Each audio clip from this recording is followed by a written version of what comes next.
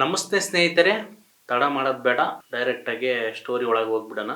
ಸಮುದ್ರದ ನಡುವೆ ಒಂದು ವಿಮಾನ ಇಂಧನವಿಲ್ಲದೆ ಹಾರುತ್ತಿದೆ ಮತ್ತು 306 ಜನರ ಬದುಕು ಈಗ ಪೈಲಟ್ನ ಕೈಯಲ್ಲಿದೆ. ಇದು ವೈಮಾನಿಕ ಇತಿಹಾಸದಲ್ಲೊಂದು ವಿಚಿತ್ರವಾದ ಕತೆ. ಇಂದು ನಾವು ಕೇಳೋಣ. ಅದು ಕ್ರಿಸ್ತಶಕ 2001 ಆಗಸ್ಟ್ 24. ಏರ್ ಟ್ರಾನ್ಸ್ಪೋರ್ಟ್ ಸಂಸ್ಥೆಯ flight number 236 pilot Robert pitch ಮತ್ತು ಸಹ ಪೈಲಟ್ ಡೇವಿಡ್ ಲ್ಯಾಂಪ್ಟನ್ ನೊಂದಿಗೆ 1,25,000 ಇಂಧನವನ್ನು ತುಂಬಿಕೊಂಡು ಕೆನಡಾದ ಟೊರಂಟೋದಿಂದ ಪೋರ್ಚುಗಲ್ನ ಲಿಸ್ಬನ್ ಕಡೆಗೆ ಹೊರಟಿತ್ತು. ಒಂದು ವಿಮಾನವು A330 dual engine jumbo jet. ಈ ವಿಮಾನದಲ್ಲಿ 293 ಪ್ರಯಾಣಿಕರು ಹಾಗೂ 13 ಜನ ಸಿಬ್ಬಂದಿ ಇದ್ದರು. ಇದಕ್ಕೆ 7 ಗಂಟೆಗಳ ಕಾಲ ಪ್ರಯಾಣ ಕಾಲಾವಧಿ. 4 ಗಂಟೆಗಳ ಪ್ರಯಾಣ ಸಲೀಸಾಗೆ ಸಾಗಿತ್ತು. ಅಟ್ಲಾಂಟಿಕ್ ಸಮುದ್ರದ ಮೇಲೆ 39,000 ಅಡಿ ಎತ್ತರದಲ್ಲಿ ಹಾರುತ್ತಿದೆ.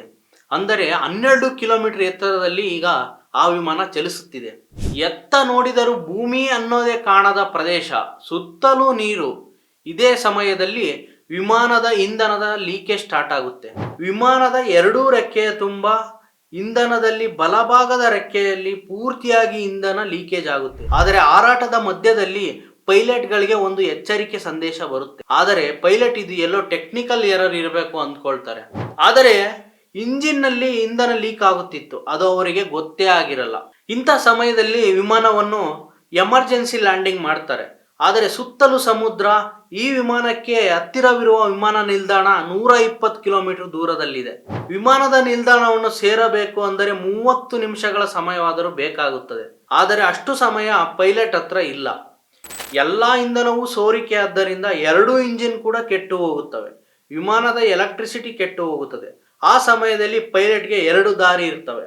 ಮೊದಲನೇದು ಸಮುದ್ರದ ಮೇಲೆ ಲ್ಯಾಂಡಿಂಗ್ ಮಾಡೋದು, ಇನ್ನೊಂದು ಹತ್ತಿರವಿರುವ ವಿಮಾನದ ನಿಲ್ದಾಣದವರೆಗೂ ಗಾಳಿಯ ಸಹಾಯದಿಂದ ಓಡಿಸುವುದು. ಸಮುದ್ರದ ಮೇಲೆ ಲ್ಯಾಂಡಿಂಗ್ ಅನ್ನೋದು ತುಂಬಾ ಪ್ರಮಾದಕರ ವಿಷಯ. ಹಾಗಂತ ಬರೀ ಗಾಳಿಯ ಸಹಾಯದಿಂದ 120 ಕಿಲೋಮೀಟರ್ ನಡೆಸುವುದು ಇನ್ನೂ ಕಷ್ಟಕರ. ಇದರಿಂದ ಏನ್ ಮಾಡಬೇಕು ಅನ್ನೋ ಅರಿವಿಲ್ಲದ ಪರಿಸ್ಥಿತಿನಲ್ಲಿ ಎಲ್ಲರೂ ಇರ್ತಾರೆ. ಆನಂತರ ಏನಾಗುತ್ತೆ, ವಿಮಾನದಲ್ಲಿ 293 ಜನರಿಗೆ ಏನಾಗುತ್ತೆ ಅನ್ನೋದೇ ಈ ಸ್ಟೋರಿ. ಬನ್ನಿ ಮೇನ್ ಸ್ಟೋರಿ ಹೋಗೋಣ. ಅದಕ್ಕೂ ಮುಂಚೆ ನಮ್ಮ ಚಾನಲ್ ಅನ್ನ ಸಬ್ಸ್ಕ್ರೈಬ್ ಮಾಡ್ಕೊಳ್ಳಿ. ಈ ವಿಮಾನ ಏರ್ ಟ್ರಾನ್ಸ್ಪೋರ್ಟ್ ಎಂಬ ಕಂಪನಿಗೆ ಸೇರಿದ್ದು. ಈ ಕಂಪನಿ ಬಹಳ ದೇಶದ ಪ್ರಯಾಣ ಮಾಡುವುದಿಲ್ಲ, ಅಂತರ್ಜಾತಿ ಪ್ರಯಾಣ ಮಾಡುತ್ತದೆ. ಯಾಕಂದ್ರೆ ಈ ವಿಮಾನ ಅದಕ್ಕಂತಾನೆ ರೆಡಿ ಮಾಡಿರುವುದು. ಈ ಕಂಪನಿನಲ್ಲಿ ಬೋಯಿಂಗ್, ಏರ್ಬಸ್, ಲಾಕ್ಹೀಡ್ ಕಂಪನಿಗೆ ಸೇರಿದ ವಿಮಾನಗಳು ಇರುತ್ತವೆ. ಈ ವಿಮಾನದಲ್ಲಿ A330 ಅನ್ನು ಒಂದು ವಿಮಾನದಲ್ಲಿ 2 ಇಂಜಿನ್ ಇರುತ್ತದೆ. 1994ರಲ್ಲಿ ಮೊದಲ ವಿಮಾನ ರೆಡಿ ಆಗುತ್ತೆ. ಈ ವಿಮಾನ ಅತ್ಯಾಧುನಿಕ ಟೆಕ್ನಾಲಜಿಯಿಂದ ಕೆಲಸ ಮಾಡುತ್ತೆ.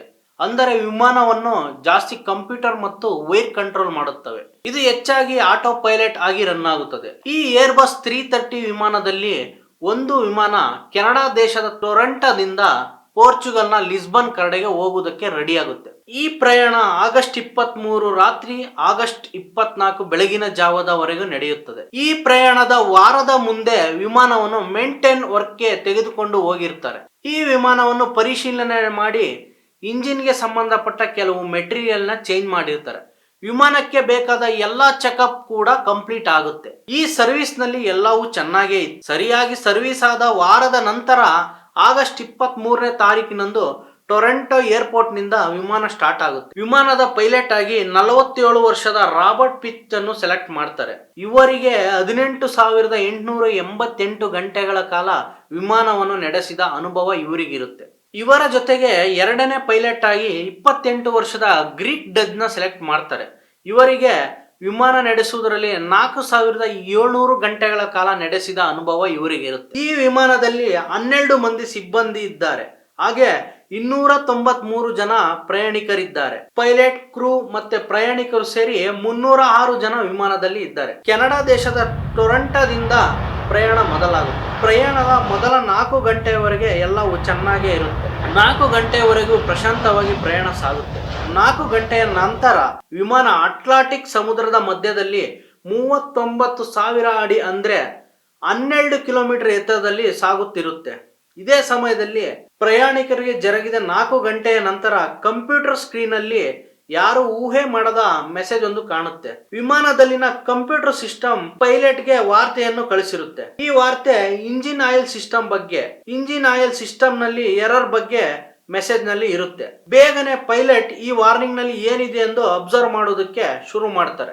ಈ ವಾರ್ನಿಂಗ್ ನಲ್ಲಿ ರೈಟ್ ಇಂಜಿನ್ ಗೆ ಹೋಲಿಸಿದರೆ ಲೆಫ್ಟ್ ಇಂಜಿನ್ ನಲ್ಲಿ ಇಂಧನ ಕಡಿಮೆ ಇದೆ ಎಂದು ತೋರಿಸುತ್ತದೆ. ಸಹಜವಾಗಿ ಇಂತಹ ಎಚ್ಚರಿಕೆ ಯಾವಾಗಲೂ ಬರುವುದಿಲ್ಲ. ಇದರ ಜೊತೆಗೆ ಲೋ ಆಯಿಲ್ ಟೆಂಪರೇಚರ್ ಅಂತ ಕೂಡ ಇರುತ್ತೆ. ಈ ಎಚ್ಚರಿಕೆ ಯಾವುದರ ಬಗ್ಗೆ ಅಂತ ಪೈಲಟ್ಗೆ ಗೊತ್ತಾಗುವುದಿಲ್ಲ. ಈ ಇಂಜಿನ್ ಆಯಿಲ್ ಎರರ್ ಬಗ್ಗೆ ಪೈಲಟ್ಗೆ ಯಾವುದೂ ಗೊತ್ತಿಲ್ಲ.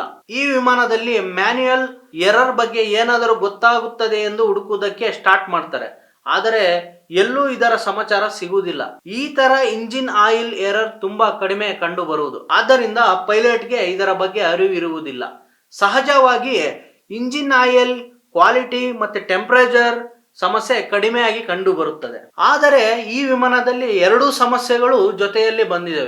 ಇದರಿಂದ ಏನಾಗಿದೆ ಅಂತ ಹುಡುಕುವುದರಲ್ಲಿ ಪೈಲಟ್ಗಳು ಬ್ಯುಸಿಯಾಗಿದ್ದಾರೆ. ಆದರೆ ಎಷ್ಟು ಹುಡುಕಿದರೂ ಇದರ ಬಗ್ಗೆ ಏನೂ ಸಮಾಚಾರ ಸಿಗುವುದಿಲ್ಲ. ಬೇಗನೆ ಪೈಲಟ್ ಇಂಜಿನ್ ಗೆ ಸಂಬಂಧಪಟ್ಟ ರೀಡಿಂಗ್ ಅನ್ನು ಚೆಕ್ ಮಾಡಲು ಶುರು ಮಾಡ್ತಾರೆ. ಆ ಇಂಜಿನ್ ನ ರೈಟ್ ಇಂಜಿನ್ ನಲ್ಲಿ ಆಯಿಲ್ ಕ್ವಾಂಟಿಟಿ 14.5 ಲೀಟರ್ ಇರುತ್ತೆ. ಹಾಗೆ ಟೆಂಪರೇಚರ್ 65% ಇರುತ್ತೆ. ಅದೇ ತರಹ ಲೆಫ್ಟ್ ಇಂಜಿನ್ ನಲ್ಲಿ ಆಯಿಲ್ ಕ್ವಾಂಟಿಟಿ 18.2 ಲೀಟರ್ ಟೆಂಪರೇಚರ್ ಇರುತ್ತೆ. 110 ಅಷ್ಟು ಇರುತ್ತೆ. ಇದರಿಂದ ಈ ಎರಡು ಇಂಜಿನ್ ಗಳ ಪರಿಸ್ಥಿತಿ ಬೇರೆ ತರನೇ ಇರುತ್ತೆ. ಅಂದ್ರೆ ಇಲ್ಲಿ ನಿಜವಾಗ್ಲೂ ಏನೋ ಸಮಸ್ಯೆ ಇದೆ. ಆದರೆ ಪೈಲಟ್ ಗಳು ಏನು ಸಮಸ್ಯೆ ಅನ್ನೋದು ತಿಳಿದುಕೊಳ್ಳಲಿಕ್ಕೆ ಪೈಲಟ್ ಗಳಿಗೆ ಗೊತ್ತಾಗುವುದಿಲ್ಲ. ಇದರಿಂದ ಪೈಲಟ್ ಏರ್ ಟ್ರಾನ್ಸಲೆಂಟ್ ಗೆ ಕಾಂಟ್ಯಾಕ್ಟ್ ಮಾಡ್ತಾರೆ. ಆದರೆ ಈ ಕಂಟ್ರೋಲ್ ಸೆಂಟರ್ಗೂ ಕೂಡ ಈ ಇಂಜಿನ್ ಆಯಿಲ್ ಎರರ್ ಬಗ್ಗೆ ಯಾರಿಗೂ ಗೊತ್ತಿರುವುದಿಲ್ಲ. ಸಹಜವಾಗಿ ವಿಮಾನದ ವಿಂಗ್ಸ್ ನಲ್ಲಿ ಪೆಟ್ರೋಲ್ ಟ್ಯಾಂಕ್ ಇರುತ್ತವೆ. ವಿಂಗ್ಸ್ ನಲ್ಲಿರೋ ಪೆಟ್ರೋಲ್ ವಿಮಾನದ ಬ್ಯಾಲೆನ್ಸ್ ಹಾಗೂ ಸೆಂಟರ್ ಆಫ್ ಗ್ರಾವಿಟಿ ಆಧಾರವಾಗಿರುತ್ತವೆ.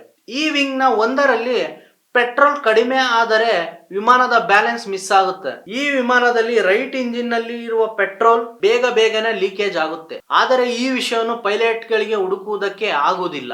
ನಾನು ಮುಂದೆ ಹೇಳ್ದಂಗೆ ಈ ವಿಮಾನವು ಕಂಪ್ಯೂಟರ್ ಮೇಲೆ ನಡೆಯುತ್ತದೆ. ಕಂಪ್ಯೂಟರ್ ಸಿಸ್ಟಮ್ ಬಹಳ ಮಟ್ಟಿಗೆ ವಿಮಾನವನ್ನು ನಡೆಸುತ್ತದೆ. ಇದರಿಂದ ಕಂಪ್ಯೂಟರ್ ಸಿಸ್ಟಮ್ ರಿಸರ್ವ್ ಟ್ಯಾಂಕ್ ನಲ್ಲಿರುವ ಪೆಟ್ರೋಲ್ ಅನ್ನು ರೈಟ್ ವಿಂಗ್ ಕಡೆಗೆ ಟ್ರಾನ್ಸ್ಫರ್ ಮಾಡುತ್ತದೆ. ಇದರಿಂದ ಫ್ಲೈಟ್ ನ ಬ್ಯಾಲೆನ್ಸ್ ತರುವುದಕ್ಕೆ ಕಂಪ್ಯೂಟರ್ ಸಿಸ್ಟಮ್ ಸಹಾಯ ಮಾಡುತ್ತದೆ. ಬಟ್ ಇಷ್ಟಾದರೂ ಪೈಲಟ್ ಗಳಿಗೆ ಏನು ಗೊತ್ತಾಗುವುದಿಲ್ಲ.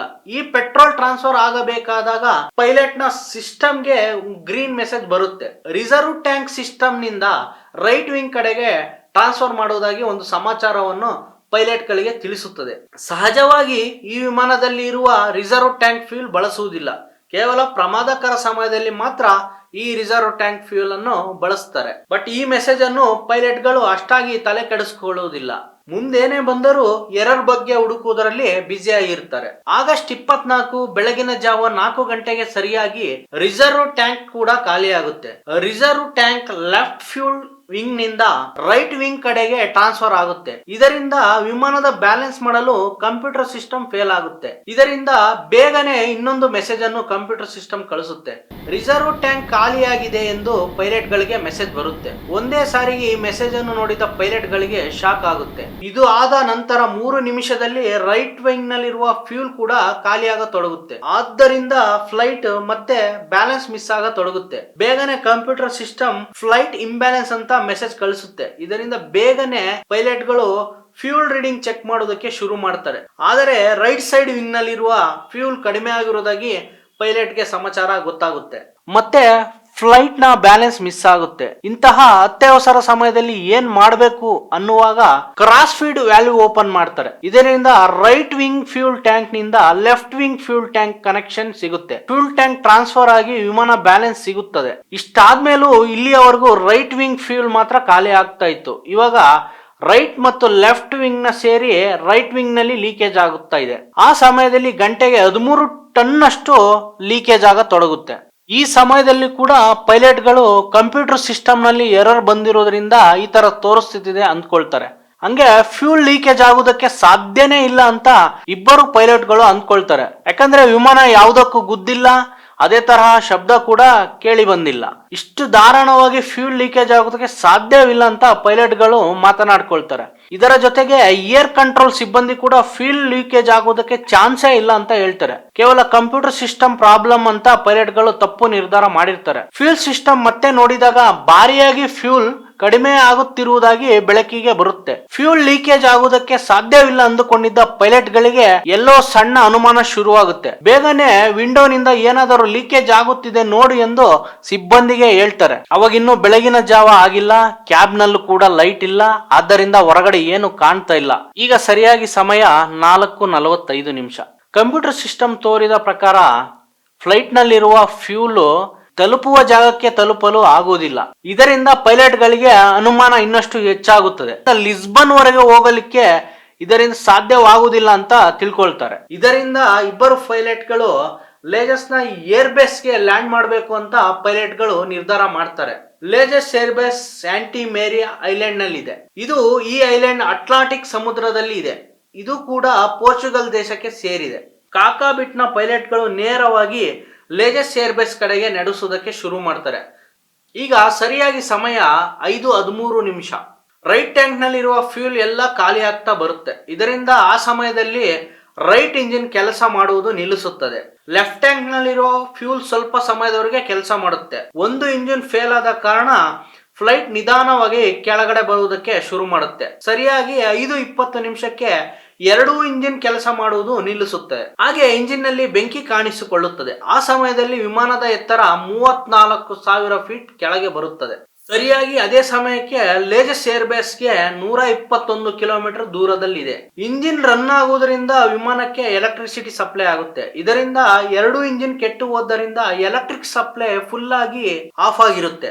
ಒಮ್ಮೆಲೆ ಪ್ರಯಾಣಿಕರಿಗೆ ಶಾಕ್ ಆಗುತ್ತೆ. ಕ್ಯಾಬಿನ್ ನಲ್ಲಿ ಗಲಾಟೆಗಳು ಸ್ಟಾರ್ಟ್ ಆಗುತ್ತೆ.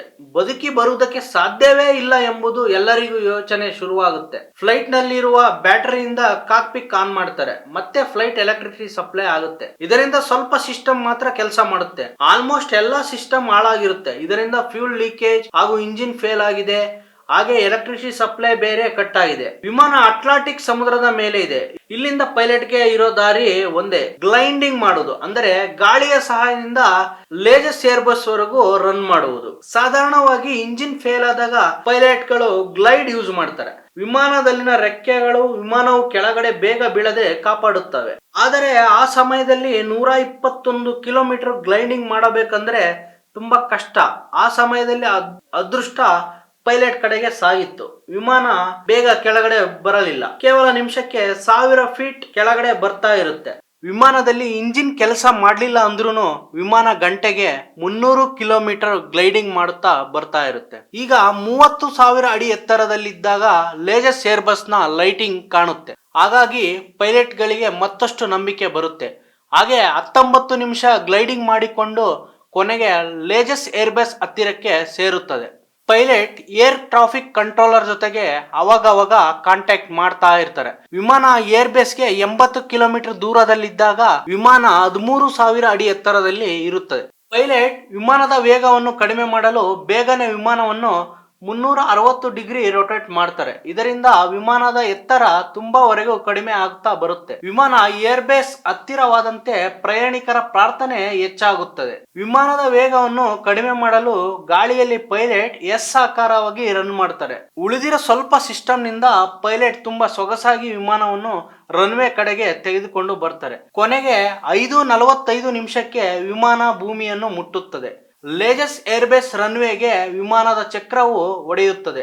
ಇದರಿಂದ 3 ಟೈರ್ ಸುಟ್ಟು ಬೆಂಕಿ ಹತ್ತಿಕೊಳ್ಳುತ್ತದೆ. ಒಂದೇ ಬಾರಿಗೆ ಪೈಲಟ್ ಬ್ರೇಕ್ ಹಾಕಿದ್ದರಿಂದ ವಿಮಾನವು ಸ್ಕಿಡ್ ಆಗಿ ಒಂದು ಕಡೆ ನಿಲ್ಲುತ್ತದೆ.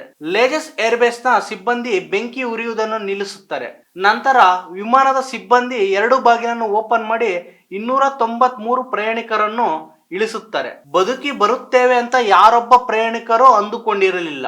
ಪೈಲಟ್ ತನ್ನ ಧೈರ್ಯ ಸಹಾಯದಿಂದ ಪ್ರಯಾಣಿಕರನ್ನು ಲೇಜಸ್ ಏರ್ ಬೇಸ್ಗೆ ಸೇರಿಸುತ್ತಾರೆ. ಒಂದೇ ಬಾರಿಗೆ ಈ ವಾರ್ತೆ ಪ್ರಪಂಚಾದ್ಯಂತ ವ್ಯಾಪಕವಾಗುತ್ತದೆ. ವಿಮಾನ ನಡೆಸಿದ ಪೈಲಟ್ಗೆ ಮತ್ತು 2ನೇ ಆಫೀಸರ್ಗೆ ಪ್ರಪಂಚಾದ್ಯಂತ ಪ್ರಶಂಸೆ ನೀಡುತ್ತಾರೆ. ಹಾಗೆ ಈ ಪೈಲಟ್ ಗಳಿಗೆ ಸುಪೀರಿಯರ್ ಏರ್ ಮ್ಯಾನ್ಶಿಪ್ ಅವಾರ್ಡ್ ಕೂಡ ಕೊಡ್ತಾರೆ. ಈ ಸಂಘಟನೆ ಬಗ್ಗೆ ಇನ್ವೆಸ್ಟಿಗೇಷನ್ ಮಾಡ್ತಾರೆ. ವಿಮಾನ ಹೊರಡುವ ವಾರದ ಮುಂದೆ ನಡೆದ ಮೇಂಟೈನ್ ವರ್ಕ್ ಟೆಕ್ನಿಷಿಯನ್ ಕೆಲವೊಂದು ಪಾರ್ಟ್ ನ ರೀಪ್ಲೇಸ್ ಮಾಡಿರ್ತಾರೆ. ಅದೇ ತರಹ ರೀಪ್ಲೇಸ್ ಮಾಡಿ ಫ್ಯೂಲ್ ಪೈಪ್ ಪಾರ್ಟ್ ನ ಸರಿಯಾಗಿ ರೀಪ್ಲೇಸ್ ಮಾಡಿರುವುದಿಲ್ಲ.